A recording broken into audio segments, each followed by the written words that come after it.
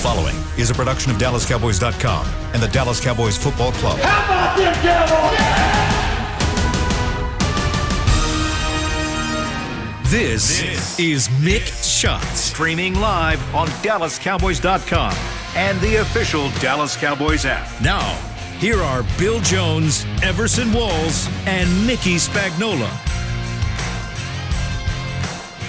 And well, here we are. It's a Victory Monday inside the SWBC Mortgage Studios there at the Star in Frisco, where Mickey Spagnola resides. Also inside the Everson Walls SWBC Mortgage Studio at the Walls Manor, and right here as well. Bill Jones with you on a Victory Monday, and oh my, how good does it feel. You know, how about we kick off this show with our picks from Friday? Who picked the Cowboys to win that game on Sunday? Everson, who did you pick? As always, I have faith. I am not like you guys. I have ultimate, unconditional faith that the Cowboys will win, and they did. And they did. And what did you pick them by? Oh, I picked them, let me see, right here. I said 23-17, and I said Robinson would get a pick.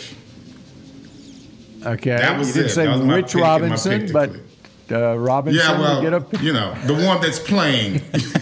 not the one that from Tulsa, the one that's actually playing. Yeah, exactly. Yeah. And Mickey, I don't remember. Who did you pick to win this game? I stuck to my guns. I picked the Bengals, and I will pick the 49ers again next week.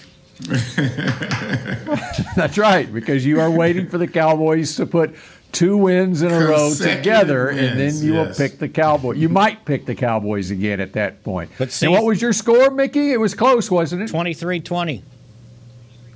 Okay, a 3-point game. You know, I picked the Cowboys to win this game. You remember what my score was? I don't remember, but I would imagine. It's about time you guys got it right. Hey, Spags, I would imagine he was on point because this is the first time we have reviewed our picks to click and our score. This is the first time ever that we have done this. So go ahead, Mr. Jones. I picked the Cowboys. Go ahead, Mickey. No, go ahead, set it up. It's like he picked a cute little thing to go back to the past, right?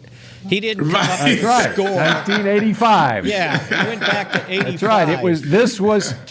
This was the revenge game, not only for Andy Dalton going back to Cincinnati, but it was for all Cowboys fans who remember 1985 and that 50-24 loss to the Bengals. I picked the Cowboys to win by 26 points over the Bengals. And how much did they win by? 23. I'm not talking. Was it 23? So, who wins the pick this week? I don't know. Nobody. Wait a minute. No. We're not doing this. We're not doing this. We are not doing this. There have been. I can remember about 10 weeks ago. I was on point, and it was never brought up. So no, Mr. Jones. Here was your opportunity. Then you just brought it up. I don't even remember what it was. But Mickey, isn't it a good feeling on a Victory Monday? I have to say, guys, it's a little anticlimactic for me. I'm not going to lie. You know, when you look at who we beat, you know, I called it a pillow fight. That's what I saw yesterday, a nice little pillow fight. And when I look at what's going on in the rest of the NFC East, I feel like we almost took a lateral step, only because the Washington football team looks amazing. They swept us, so they're in first place all by themselves. I saw Philadelphia. Now, see, if you want to brag about a pick to click, then you could talk about my prediction on what Hurst was going to do against the Saints. I told you that he was going to make a difference for that Philadelphia team, and we were going back and forth about he versus Lamar versus Kyler. So I just had a feeling he was going to make a difference in that game, and I think he will for the rest of the season. That gives me pause. and so does the fact that the Redskins have a tiebreaker on us as well. That kind of gives me pause as well, seeing how well they played yesterday. I just really think that should be us. That should be us who should be in the front of this whole train instead of back in the caboose. And by the way, along those lines, and Mickey, just a second, along those lines, you mentioned Washington. Washington has now they've won 4 straight games overall, but they have won 3 straight games since the fake punt on Thanksgiving Day. The Cowboys were only trailing 20-16 in that game when they ran the fake punt, and Washington went on to win that game. Then they beat the unbeaten Steelers the next week, and now this time they go Which is something we could have done as well. So it always lets me know we are who we are and where we are because of who we are. That's right. And so the Cowboys exposed the Steelers about a month ago, and now people are taking advantage of that. Yep. All right, Mickey. I got reminded of that fake punt last night watching the news, by the way. Bill couldn't wait to mention Whose news? Whose newscast was that? Bill couldn't wait to mention it.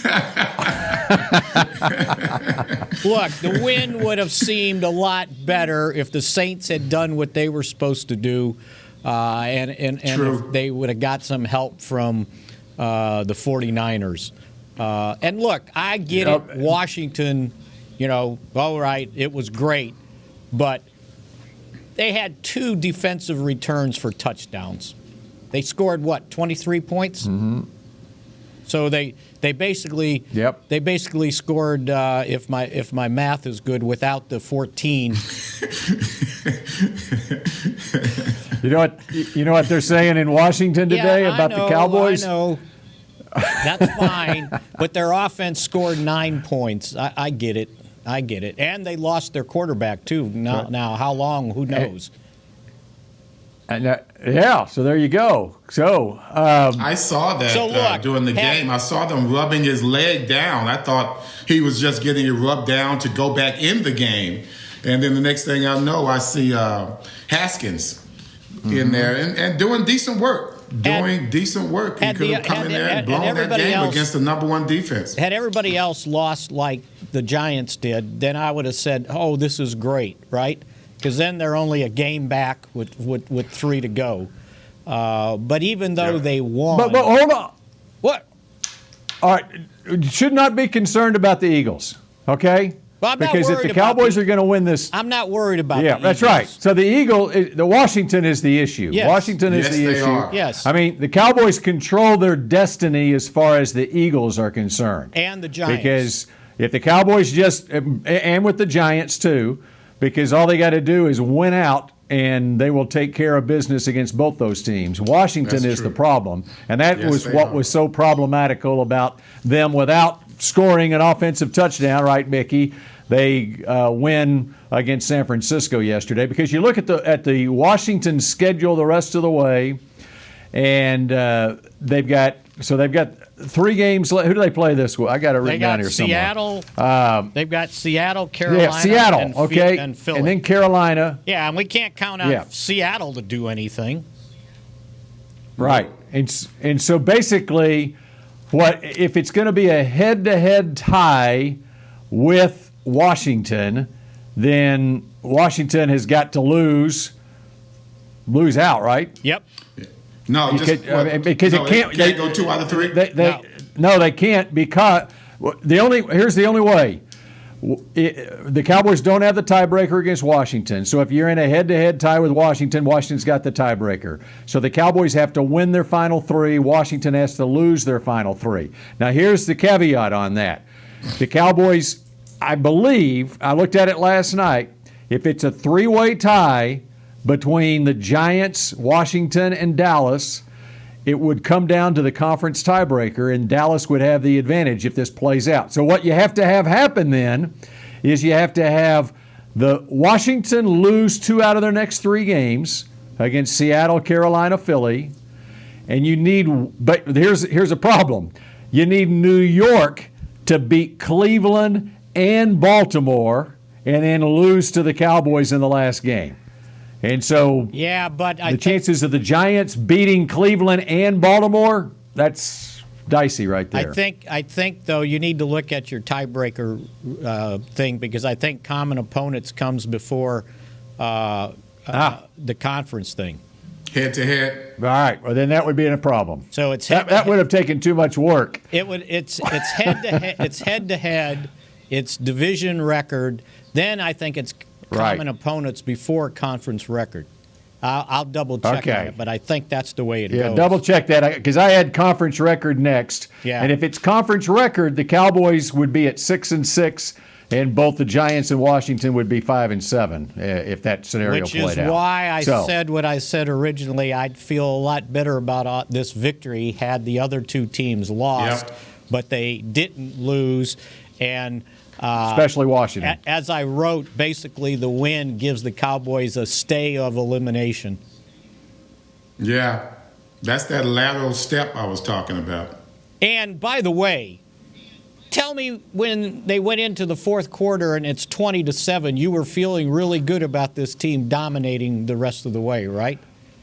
Let me ask you this. I was sitting there waiting for the next shoe to fall. Forget Me too, 20-7. How about when Samaje Perine runs into the end zone? Exactly. And it's about to be 20-14, if not for that flag laying on the ground back there. Well, he kind of ripped his jersey off. And I would call that was a legitimate call. Yeah. I think it wasn't. But if they didn't make the call, phantom type of flag, I think that was a legitimate call. Yeah, I'm not saying it's not a legitimate call, but they could have just as easily not called it too. That's true, and that's what we've been accustomed to with our pandemic referee. That's because it wasn't we've had all season. Everson, that's because it wasn't a primetime game. It was a noon game, and so the Cowboys weren't going to get screwed on calls in a noon game at Cincinnati. They're just fine there. No one cares. Low priority. Yeah. Look. So, Mickey, what's your big takeaway about this Cowboys win, though? It's a win, and a win is a win, right? And if Mike McCarthy's goal is to sweep the final 4 games, you couldn't have done that without winning the first of the 4 games. So at least they have that little carrot to dangle among themselves to see if they can finish this season strong with a little bit of momentum going into the offseason.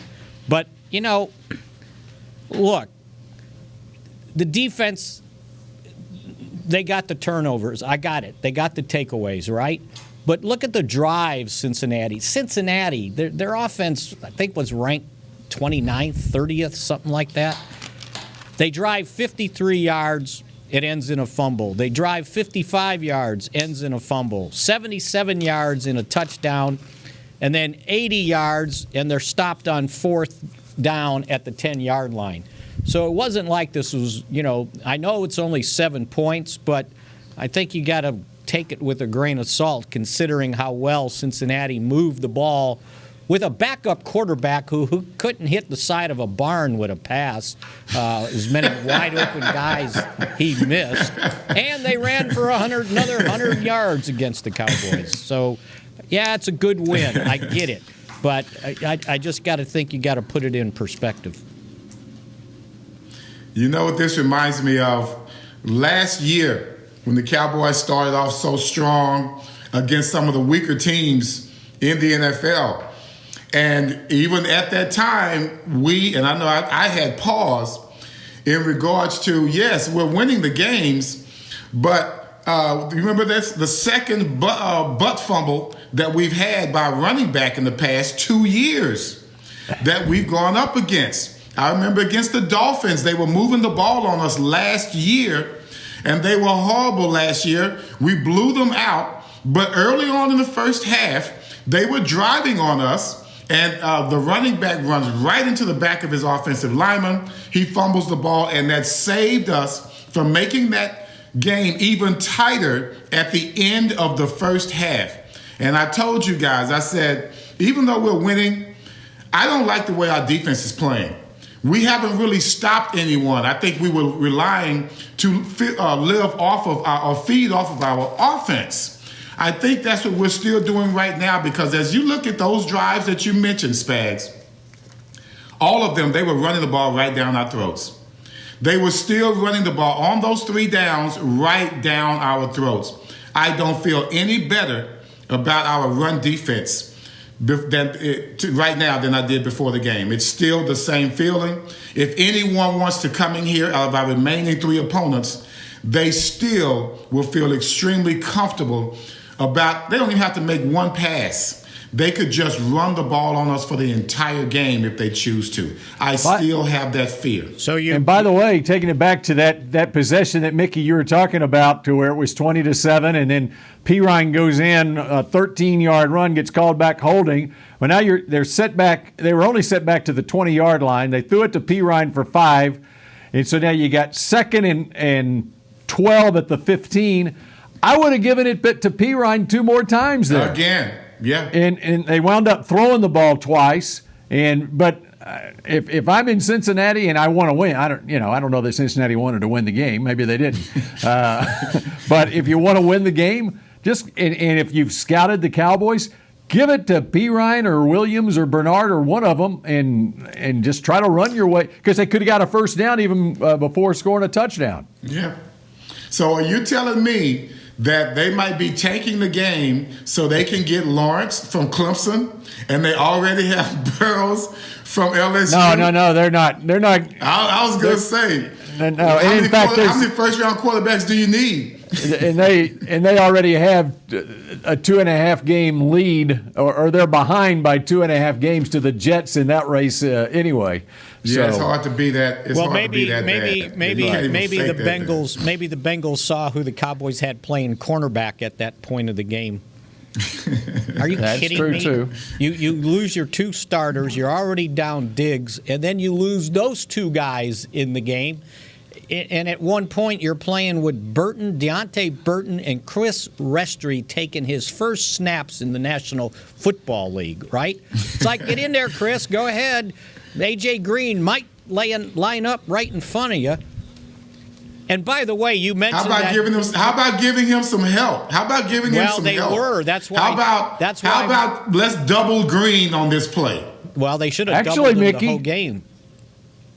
Actually, Mickey, on that 1st and 17 pass to Pirine, Westry got hurt on that play, yes, so he was out of there. And he walked off, right? And they had to bring, I think they brought in Savion Smith back with a broken bone in his hand. You mentioned the Dolphins game. I saw Robinson go down, but thank God he came back in as well. You mentioned the Dolphins game last year. That's the last time the Cowboys had held an opponent to less than 10 points in a game, by the way. So this was the first time since that game. So I think I counted 29 games it's been since they've been able to do that. And so, yeah.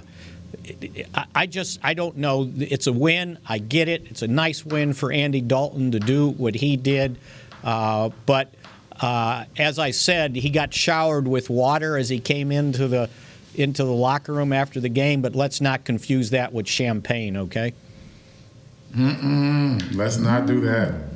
I enjoyed watching it, but like I said, Spag, it was an emptiness as I watched the game. I didn't feel excited about our opportunities because we didn't improve our position. And that's what I wanted yesterday to be. I want to improve our position by gaining some leverage on these guys. And man, let's just face it, the NFC East is stepping up. And thank God for the reputation of the NFC East, but it's not doing well for the Cowboys and even the Eagles at this point. Well, let's look at it this way. They ended Pittsburgh's unbeaten streak, right? And then the Saints had won 9 straight, and they ended that. So go figure. And whatever Seattle had the week going, before, the Giants ended that. Exactly. So the NFC East here in the last 2 weeks has knocked off 3 division leaders. Yeah, and that's the other thing. I wanted us to be one of those teams. Why couldn't we be one of those teams to go ahead and finish your task? We had that opportunity when we played Pittsburgh, and that's what gives me pause. The NFC East is stepping up, but the Cowboys are still going sideways. Okay, I don't know if it still feels like a Victory Monday or not, but we'll see. Here I was. I'm all fired up. It's Bill. Victory Monday. And then both Mickey and Everson have brought down the room, so here we are. We're 4-9 again, and we continue with more Mick shots. We'll find out something else we can be bummed about when we come back on Mick shots in just a moment. Hey there, Cowboys fans. With Tide Cleaners at-home pickup and delivery, cleaning your clothes has never been more convenient. Simply sign up at your local store, set out your dirty clothes, and one of our Tide Cleaners professionals will come directly to your home for a totally contactless experience. Your clean garments will be returned promptly the next scheduled delivery day, so skip the errand and enjoy life, not laundry. Visit TideCleaners.com or your local store to sign up for Tide Cleaners at-home pickup and delivery today. The Cowboys way, where 16 Hall of Famers and 5 championships shows us what success looks like. Where turkey is always the second best part of Thanksgiving Day. Where we are all defined by one single thing, the star. Where we as fans know it's our job to keep the tradition going. Bank of America is proud to be the official bank of the Dallas Cowboys and to support the quest of living life the Cowboys way.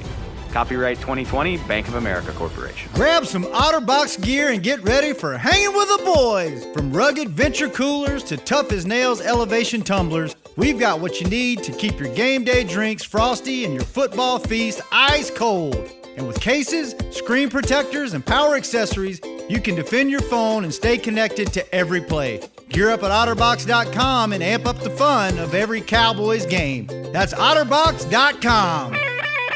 We're back with a tasty treat that's sweeping airwaves and taste buds. It's new Dr. Pepper and Cream Soda. Let's take a listen. Dr. Pepper and Cream Soda's here. A new combo that's music to my ears, okay. Let's play. Cream Soda and Dr. Pepper time. Pour it in a glass of ice. Ah, music to my ears and mouth. New Dr. Pepper and Cream Soda. A delicious duet.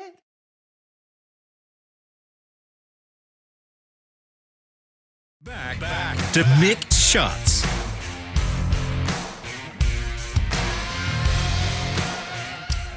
You can now support your beloved Cowboys from anywhere. Open up AT&T's Fan Zone feature inside the Cowboys app and record your personal cheer and referee signals. You'll receive a personalized mosaic and may show up on the AT&T Live FX video board during the game. The Cowboys are back home on Sunday. In fact, the next 2 Sundays, taking on San Francisco at noon this week, and then the following Sunday, which, believe it or not, that'll be 2 days after Christmas, the home regular season finale against Philadelphia, which is a 3:25 kickoff.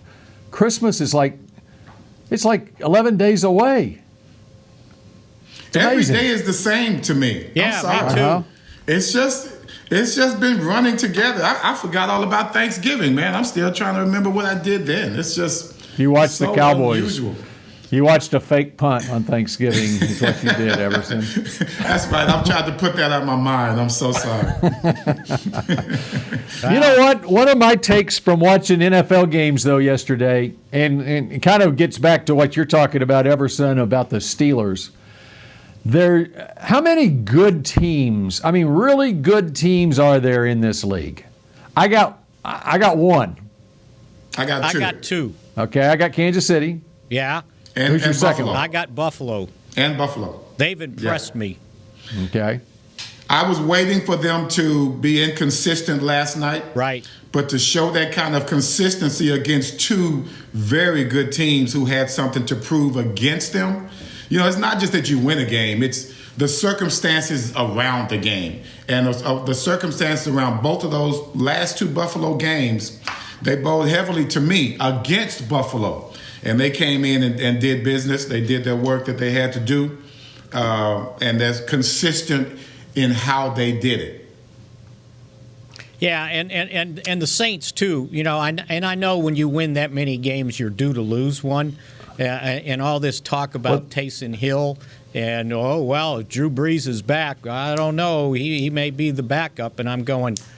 Yeah, that argument ended yesterday because I thought that he had some plays that were pretty shaky, missed some things that he shouldn't have missed. Yep. So now you got the Saints, and then, I mean, who else in the NFC? I mean, who you fired up about? I guess the Packers maybe, but they've showed that they're susceptible. Yeah. So, yeah, you look. The bottom line is if you can play defense, you can survive. That's how Kansas City survived, right? They played well defensively. They were stinking it up on offense.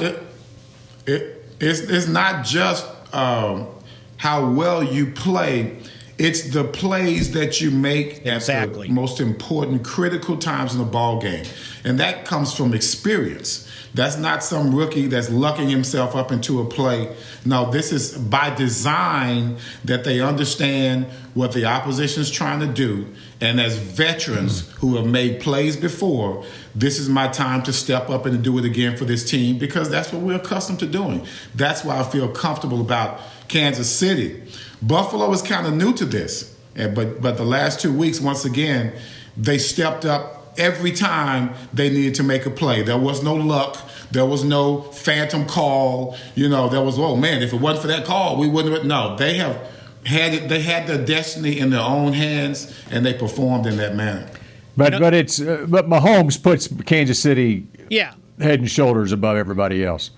Yeah, I just would his agree playmaking with that. ability. You know what? Here's another thing. And they didn't need this to win. The Cowboys scored 30 points. Do you realize that they haven't won a game this year unless they've scored at least 30 points? All 4 wins. What does that say? All 4 wins. 40, what 37, 31, and 30. And if I remember last year, I think all their wins were they had to score 30 points. I need to double check. That's right. I think so. That would be 12 for 12 on their last 12 wins that they scored 30. So how many times have we scored 30 overall and lost this season? Just period. Overall, how many times have we scored 30? Well, let me tell you. 4. Because that would let you know that even when we don't win every time we score 30, we have to come out with the 30 spot just to survive. Well, we had 3 in a row where we had 30 or more and lost. Two more. Actually, two in a row. They lost back in September. They lost to Seattle 38-31, then they lost to Cleveland 49-38. Right. Now, since Dak went down until yesterday, the Cowboys had given up the most points defensively, and they had scored the fewest points offensively. That is not a recipe for winning very many games. Right. So we'll see with San Francisco. The other thing, though, they like to run the ball, by the way. That's why I'm nervous, guys. That's why I'm not necessarily happy about this win. Because everyone we play from here on, and this is the brother with the weirdest name of any black man I've ever heard in my life. Got the last name Mostert. Mostert, is that his name? Yes. Right? Yes. I mean, come on, man. That's a unique name, and that brother lives up to it. Because until he got hurt, he's just like Jones for the Packers. He runs downhill all the time, and that's exactly what the Cowboys don't need. He's another Delvin Cook that comes in, and he is hell-bent on going forward. Forget lateral, forget backwards. He's no Barry Sanders. They are going forward. And if there's any daylight there, they're going to hit it, and they're going to split it. So that's what makes me nervous about this guy. And their entire remedy for winning is totally what we don't play well at all, and that is to run, and run. I'm very nervous about this. You know what scares me about any running back going up against the Cowboys? If they've got 2 legs and 2 feet, then they scare me. And then how about a quarterback that can run? Because I think Jalen Hurts likes to run with the ball. Although they did get and some design runs. They did get an 82-yard touchdown run, right? That was the difference. They got Miles Sanders back, too. It was Sanders. That's right. It was Sanders, right? It was. 82 yes, that's right. yards untouched, by the way. I saw that, yeah. Deja vu. That was deja vu for us. I'm glad it happened to somebody else. All right, so with what's going on with New Orleans with their backup quarterback situation, all right, you've seen Andy Dalton now 2 straight games where he's been very efficient, crisp, okay? What do you think the future holds for Andy Dalton for next season? You know, we were talking about that when I did my fan segment, and I didn't have time to kind of look at who needs a starting quarterback, without drafting one of those guys in the first couple picks of the draft. So, you know, if somebody look, I think he's done enough to convince the Cowboys that if he wants to stay, you keep him as your backup quarterback. Absolutely no doubt about it. Now, is there a starting job for him out there? That part, I don't know. I don't know what everybody else is looking for, unless one of these teams that might draft a guy with the first pick or the second pick, third pick, you know, they want a placeholder until that guy's ready to play. Then maybe Dalton fits that bill. But I would have to look at each individual team to see who's got what going forward. And if you're another NFL team, do you want Andy Dalton or Carson Wentz as your starting quarterback? I would go Carson Wentz looks like he'll be on the market. I'd go with Andy Dalton only because right now Carson Wentz's head is totally screwed up. It's tough coming off of such futility that Philadelphia has had offensively. All of that pressure has been on him. I don't know what has happened between last year and this year, of course, the pandemic, but a lot more sacks. He has his competence has gone downhill, seems like ever since 2017, after that great year that he had. And as far as Dalton is concerned, he's set to be another Nick Foles. You know, glad to have him. Glad to have him for a backup position. Be comfortable to start him at any time, but I'd rather go with my more proven, maybe even younger quarterback, and that seems to be the way he's going to be looked at in the NFL. And let's be real, guys. You don't know what's going to happen with Dak. I mean, we got all kind of confidence in his want to, his motivation. But we don't know what's going to happen with Dak when he comes back. There could be still contract problems. This is an extremely unique situation. So as far as I'm concerned, I think Dalton should stay where he is until we figure out what the heck is going on with Dak Prescott. I second the motion. We continue. All right, we continue with more Mick shots in just a moment. We're back with a tasty treat that's sweeping airwaves and taste buds. It's new Dr. Pepper and Cream Soda. Let's take a listen. Dr. Pepper and Cream Soda's here. A new combo that's music to my ears, okay. Let's play. Cream Soda and Dr. Pepper time. Pour it in a glass of ice.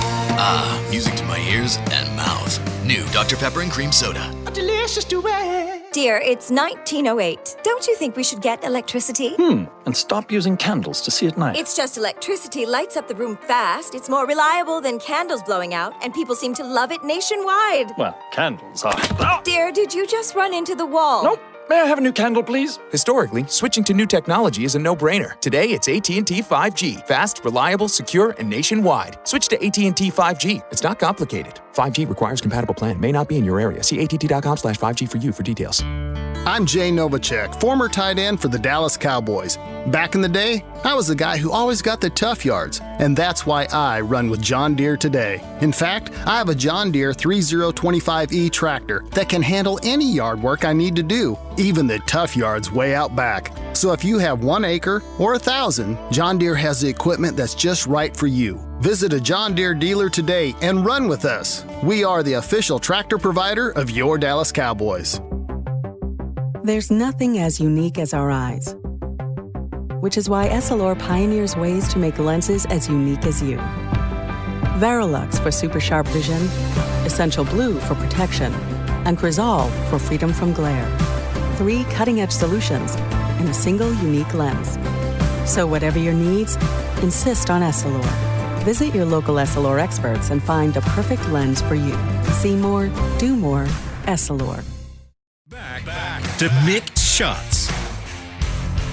Don't miss your chance to see the Cowboys this Sunday when they take on the San Francisco 49ers at AT&T Stadium. A limited number of tickets are on sale now. Get yours today at dallascowboys.com/tickets. Hey, like that.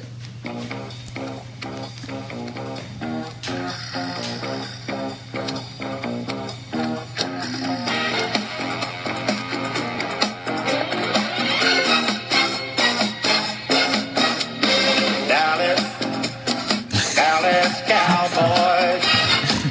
We are the Cowboys. Mickey, give us some background on this song right here. What song are you playing, Bill? Dallas Cowboys. We are the Cowboys. Hey, that sounds like a Starsky and Hutch intro. All right.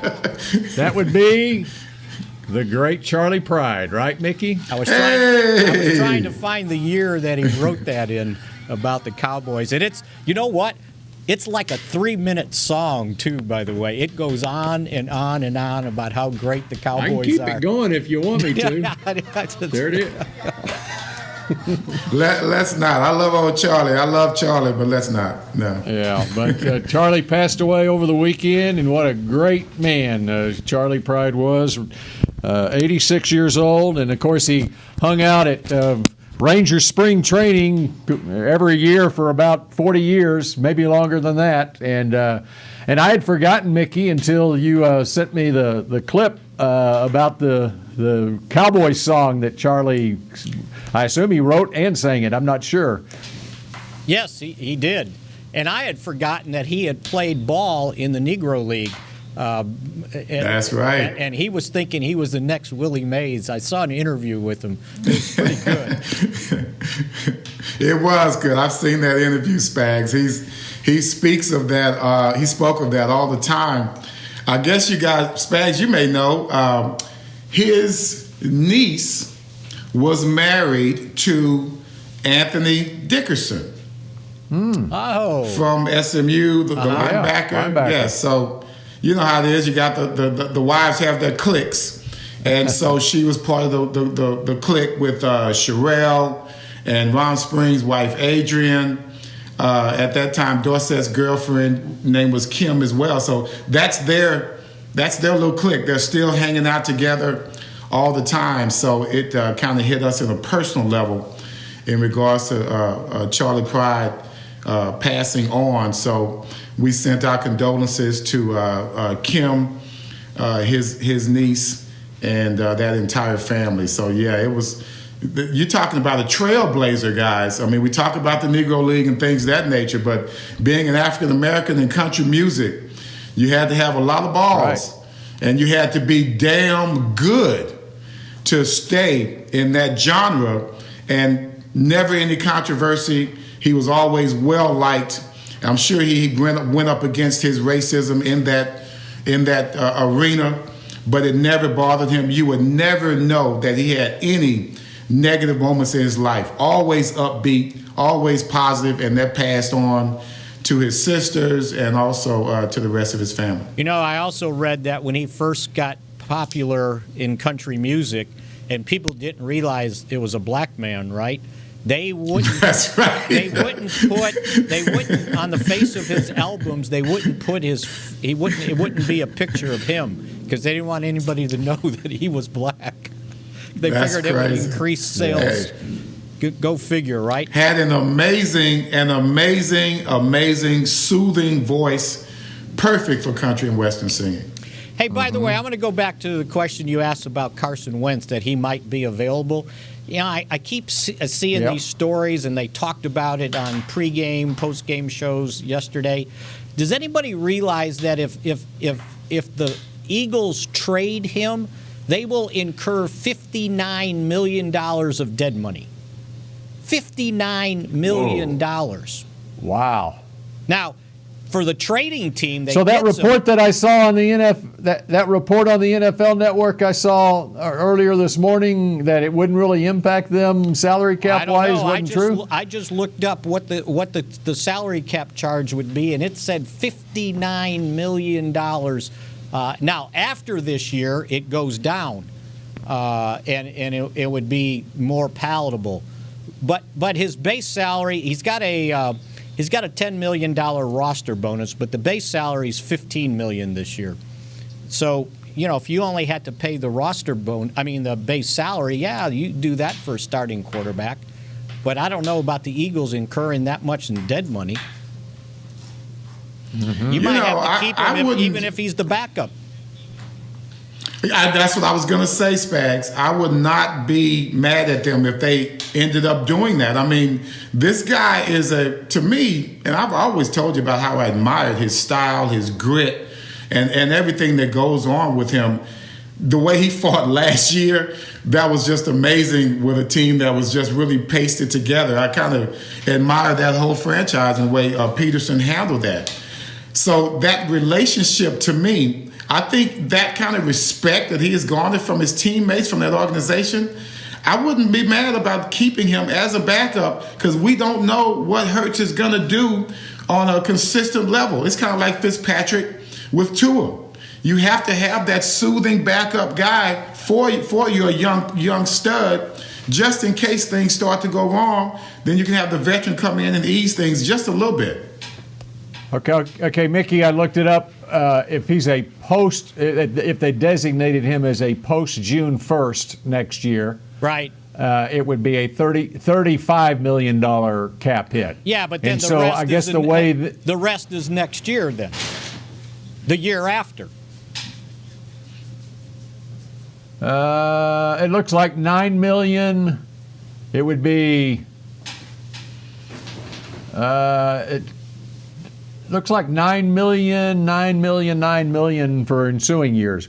Well, let's put it this way: if they got rid of him before 2022. No, I'm sorry. Go ahead. No. They got an out after 2022, and it would cost them $24 million in dead money. So you can handle that. All right. But next year, and I know post June 1, but you would incur part of it and then the rest of it in 2022. It's still going to amount to $59 million one way or another. So anyway, that's what they're faced with. Yeah. And so the way they would justify anything like that is that you're not paying your rookie that much money. He was a second-round draft pick, right. And so they would think that, okay, we're pretending we're paying Jalen Hurts that. Having said that, I think, and I appreciate what Jalen Hurts was able to do yesterday, and obviously effective in leading the team and running the football and stuff, but the jury is still out on Jalen Hurts going forward, too. One of the things that he did in that game that I know my fellow Oklahoma fans were saying, "Oh Lord, here we go again," was the fumble in the last couple of minutes. There were times in his 1 year with OU, I was really intrigued by him when he came to OU. I loved what I saw. I was a lot like what you're saying, Everson. But as I watched him as the season went along, he had issues where he would turn the ball over at inopportune times. Now, I think you can coach that out of him, and I think that he's obviously got potential. But that was the aggravating thing from a fan standpoint, was there were several games that were much closer than they needed to be due to untimely turnovers, just like yesterday's game against the Saints all of a sudden became a tight fit for Philly when he had the fumble when they were basically just killing time. To me, though, when you look at that game, it was a perfect storm for him, Bill. because you had a backup on the other side as well. Exactly. So when you had Taysom trying to do his thing on the other side, so once again, guys, we talk about it. Your defense has to play a major part, and not just the defense. The other two facets of the game, they have to come into play to help a young kid coming in trying to steady the ship. I'm sorry that they couldn't do it for Wentz when he was in there, but sometimes it's something about a quarterback change that can renew or revive not just the team, but even the coaches in regards to the game plan itself. Now we can do more with him, tell him to just manage the game, not try and win the game. And the defense really held things off from a powerful Saints offense. They held back Kamara. They held back this. I've never seen anybody built like Taysom Hill. This kid is built like just a stud. So to keep him just really in check, that really helped that perfect storm for Hurts and the Eagles offense. Yeah, because if you look at what he did, of his 17 completions, 11 were to the running backs and tight end. Now, he did run for 106 yards, by the way. Yes, he did. That certainly helps. But Philadelphia, so this Saints defense, it was ranked pretty high, right? They gave up 246 yards rushing. 246. Only the Cowboys do stuff like that, giving up that much. You know, but a lot of that stuff was on design quarterback runs that was unique, that were in pass looks that the Saints weren't prepared for. That's the other thing they're going to run into as they go forward, is if they are running that kind of offense, NFL defensive coordinators are going to adjust to that and take that away, and Hurts is going to have to beat him with his arm eventually.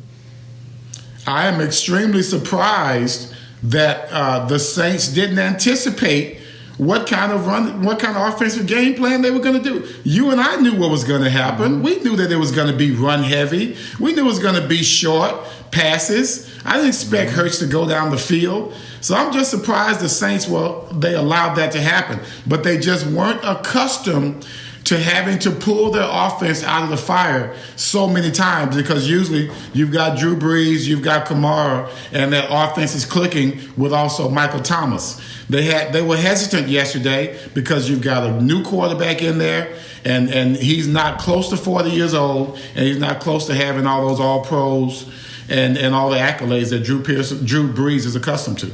Well, and so we just spent the last couple of minutes previewing what we'll be talking about next week on Mick Shots when the Cowboys go up against Jalen Hurts and the Philadelphia Eagles.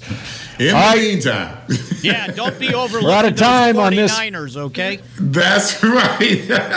That's right. And with Dwayne Haskins starting for Washington against Seattle, there's an L. I really love what the new coach in Carolina's doing. And they can beat Washington. Philly can beat Washington. I'm going to build this thing back up. And lo and behold, we're going to make this a Victory Monday nonetheless. I don't care what you two say. Well, we're going to let you have it. Last word for Bill. And we will talk at you again tomorrow on Reality Tuesday here on Mick Shots. Go Cowboys.